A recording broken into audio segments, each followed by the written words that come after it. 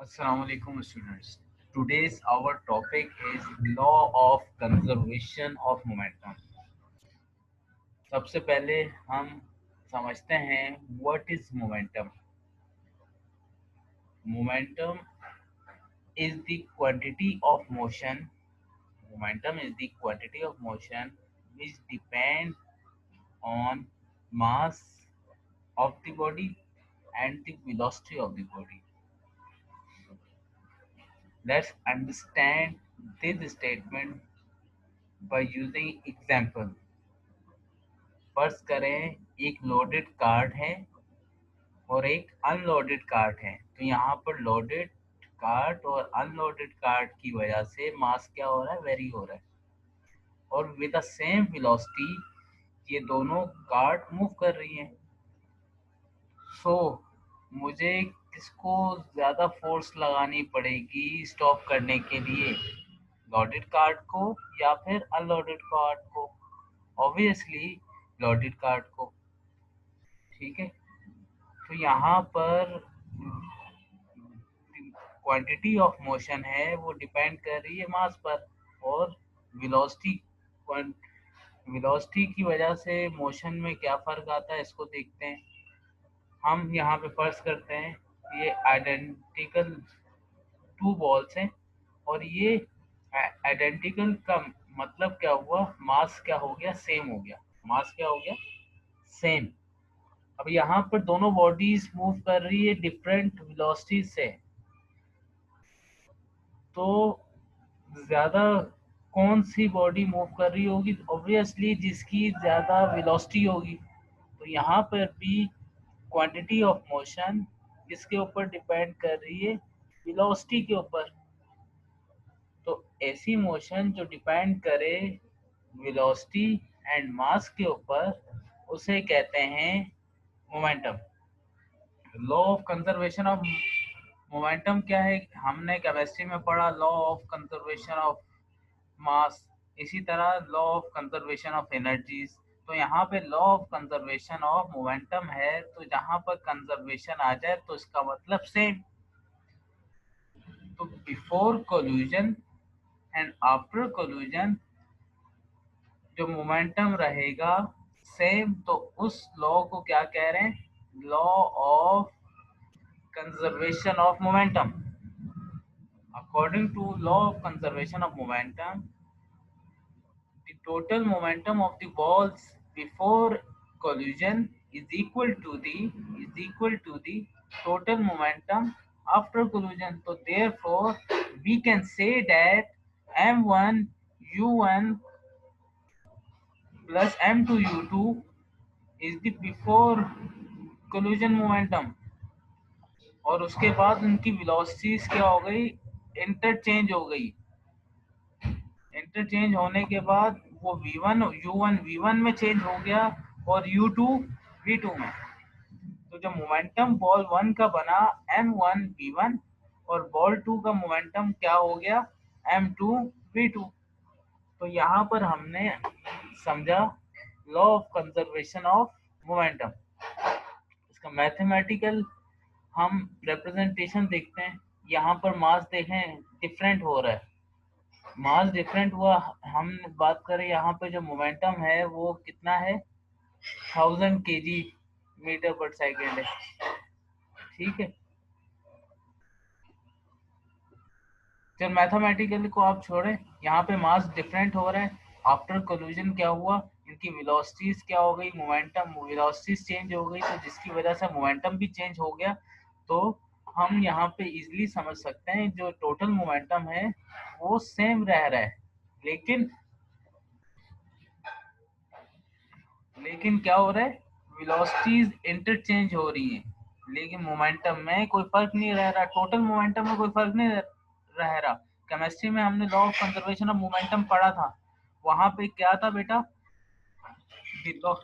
the mass is neither created nor destroyed during a chemical reaction। तो यहाँ पर क्या है, मोमेंटम भी चेंज नहीं हो रहा, सेम रह रहा है। तो वहां पे भी उस स्टेटमेंट में केमिस्ट्री में हमने ये बात करके आए, और यहाँ पर हम मोमेंटम को इस टर्म में लेके जा रहे हैं। तो हम इसका एक न्यूमेरिकल सॉल्व करते हैं। और मैं बाय एनोटेशन आपको सॉल्व कराऊंगा। तो सबसे पहले हम डेटा बनाते हैं, डेटा बनाएंगे।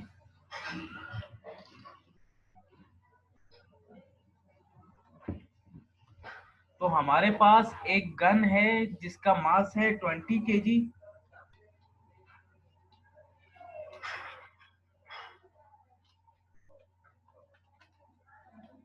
20 kg।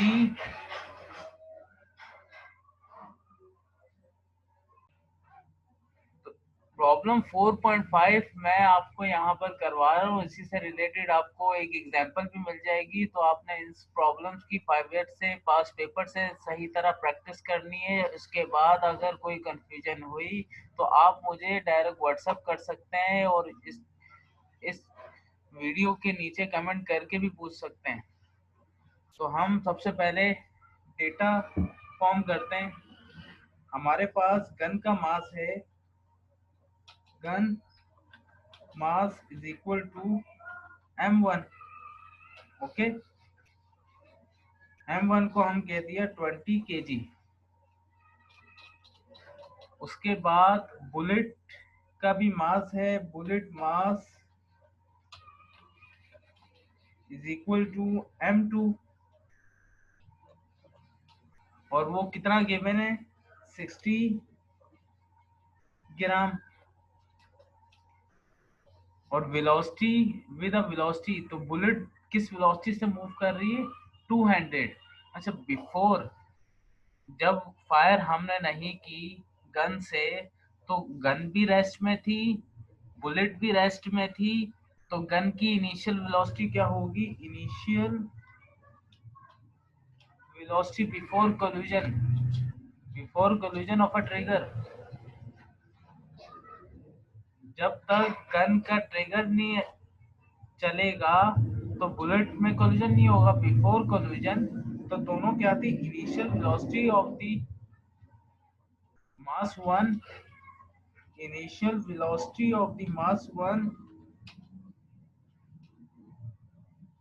u1, वो क्या है, 0 है। फाइनल वेलोसिटी, फाइनल वेलोसिटी क्या होगी,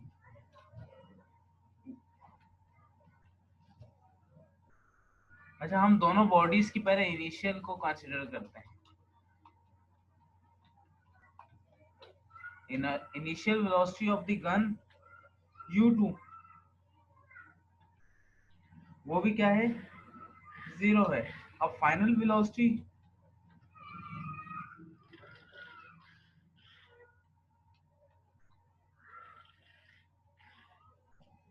v1, फाइनल वेलोसिटी को v बॉडी 1 के वेलोसिटी को u1 v1 से रिप्रेजेंट कर रहा हूँ और बॉडी 2 की वेलोसिटीज को u2 v2 से रिप्रेजेंट कर रहा हूँ। तो final velocity of the body is equal to, data में देखें तो जब बुलेट जब आफ्टर कोलिजन उसकी वेलोसिटी क्या हो गई, 200 मीटर पर second.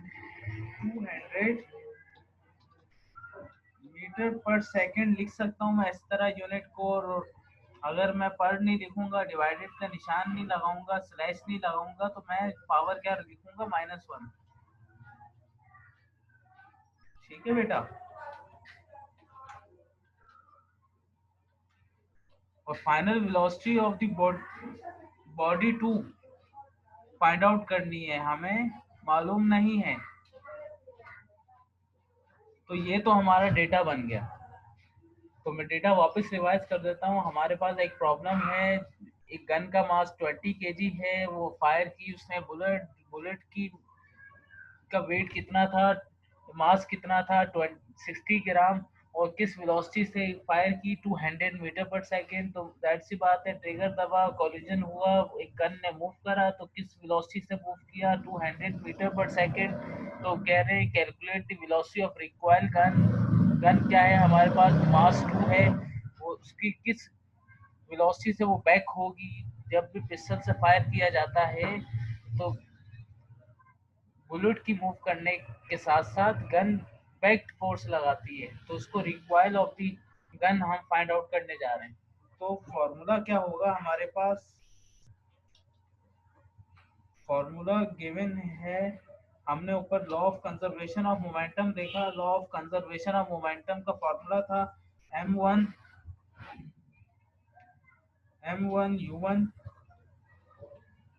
Plus m2 is equal to m1 यहाँ पर मैं m1 सबस्क्रिप्ट में नीचे छोटा सा नहीं लिख सकता, उसमें टाइम लगेगा, तो मैं यहाँ पर डायरेक्ट 1 लिख रहा हूँ। तो आप समझ जाइएगा कि जो m1 है वो सबस्क्रिप्ट में लिखा हुआ है। m1 हम सॉल्व करते हैं इसको। m1 की जगह मैं पुट करूंगा m1 क्या गिवन है। तो एक और बात का ख्याल रखना है, हमने यूनिट्स जो है एसआई यूनिट में कन्वर्ट करनी है। तो मास की एसआई यूनिट क्या होती है, केजी, लेकिन ग्राम जो है वो एसआई यूनिट में नहीं है, तो केजी में हमें इसको चेंज करना पड़ेगा। कि हमें पता है जो 1 ग्राम 1000 ग्राम किसके इक्वल होता है, इज इक्वल टू 1 kg। और अगर मैं ग्राम की जगह यूनिट को पुट करूंगा तो 1000 को उधर ले जाऊंगा, 1/1000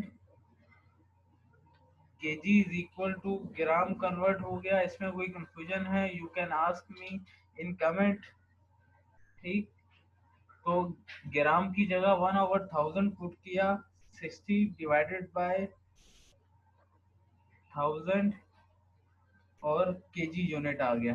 तो 60 डिवाइडेड बाय 1000 किसके बराबर हो जाएगा, किसके बराबर हो जाएगा, 0 पॉइंट यहाँ पे क्या, एक 0 खत्म हो गया, कैंसिल आउट हो गया। अच्छा, 0.12 और 6 0 था, यहाँ पे पॉइंट था हमारे पास, यहाँ पॉइंट था, यहाँ पे कन्वर्ट हुआ, एक 0 खत्म, फिर दूसरा यहाँ पे कन्वर्ट चेंज हुआ, तो 2 0 3 0, तो 0.06 आंसर है। ठीक है, ये केजी में कन्वर्ट हो गया। अब यहाँ पे मैं मास 1 हमारे पास गिवन है स्टूडेंट्स, कितना है 20, और 0 प्लस 0.06 मल्टीप्लाई विद 0, या ये पूरी जो बिफोर कोलिजन जो मोमेंटम है sum of first body and second body, पूरा कन्वर्ट हो जाएगा 0 में। तो मुझे ये लिखने की जरूरत नहीं है, तो मैं क्या लिखूंगा स्टूडेंट, सिर्फ 0 लिखूंगा और after collision momentum find out करेंगे। m1 20 kg और v1 हमें पता है किस वेलोसिटी से मूव किया उसने, 200। ठीक है, और प्लस m2 क्या फाइंड आउट किया, 0.06, और v1 तो फाइंड आउट करना है, तो v1 की जगह और v2 की जगह v2 लिख देंगे, क्योंकि हमने रिक्वायर्ड वेलोसिटी फाइंड आउट करनी है। अब मैं इसको नीचे शो कर देता हूँ आपको। अब ये 0.06 मल्टीप्लाई v2 इधर ही रहेगा, दूसरी वाली टर्म को मैं उधर शिफ्ट कर दूंगा, तो आंसर मल्टी उधर जाने के बाद मल्टीप्लाई करते हैं, मल्टीप्लाई करने के बाद वहाँ चेंज करते हैं एज यू विश। तो 2 to the 4 30, तो 4 30 आगे मल्टीप्लाई करेंगे, यही आंसर आएगा। लेकिन ये नेगेटिव में क्यों, नेगेटिव में क्योंकि ये इक्वल के दूसरी साइड के है। ठीक है, तो 0.06 मल्टीप्लाई v1, 0.6 वहां से जाकर मल्टीप्लाई हो जाएगा, v1 इज इक्वल टू, इसका आंसर क्या आ जाएगा, v1 is equal to negative 4000 divided by 0.06। तो जो भी डेसिमल में आंसर आए तो यूनिट आपने बाद में डालनी है, नहीं तो आपके बोर्ड में नंबर कट जाते हैं। तो ये आपका आंसर है, सिंप्लीफाई कर लीजिएगा। शुक्रिया, आज तक के लिए इतना ही था, तो अपना ख्याल रखिएगा। अल्लाह हाफिज़।